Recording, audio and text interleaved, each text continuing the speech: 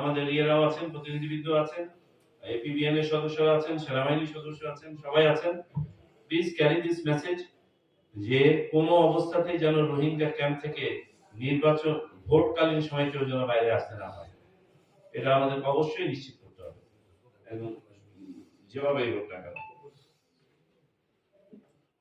গণভোটের বিষয়টা আপনারা ভুলে যান না। রাজনৈতিক দলগুলো আপনাদের মার্কায় ভোট নেওয়ার জন্য কিন্তু ব্যস্ত থাকবেন।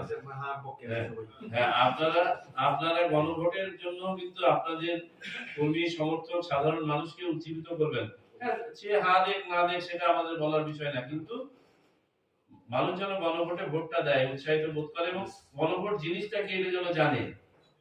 হ্যাঁ দিলে কি হবে, না দিলে কি হবে, এটা যেন জানে। এমপিওভুক্ত শিক্ষকদেরকে বাইরে রাখতে বলেছেন এক ভাই। আমি জানি না আপনাদের ধারণা আছে কিনা, আমাদের নির্বাচনে মোট কতজন অফিসিয়াল প্রয়োজন হয় কোনো ধারণা আছে? আনুমানিক 8.5 লক্ষ।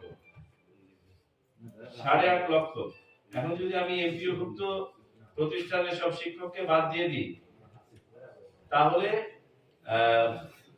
আমাকে ওই মানে আর কোনো হায়ার করার জায়গা নেই। হ্যাঁ, আমরা যেটা চেষ্টা করছি, আচ্ছা আমি আমি আমি রিপ্লাই দিচ্ছি।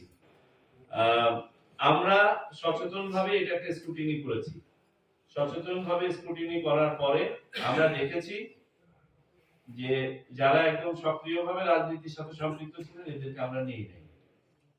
যারা অতীতে আপনার প্রিজাইডিং অফিসার হিসেবে দায়িত্ব পালন করেছে এই গত 3টা বিতর্কিত নির্বাচনে, পারতপক্ষে তাদেরকে নিয়ে নেই। এর পরেও যদি টুকটাক কারো ব্যাপারে আমাদের 10% রিজার্ভ রাখা আছে, 10 না 20% ইউরো 10% 10% ইয়ে রাখা আছে, রিজার্ভ রাখা আছে। যদি আমরা কারো ব্যাপারে সেই ধরনের সুনির্দিষ্ট কমপ্লেইন পাই, পলিটিক্যাল অ্যাফিলিয়েশন পাই, তাহলে তাকে আমরা সরিয়ে দেব।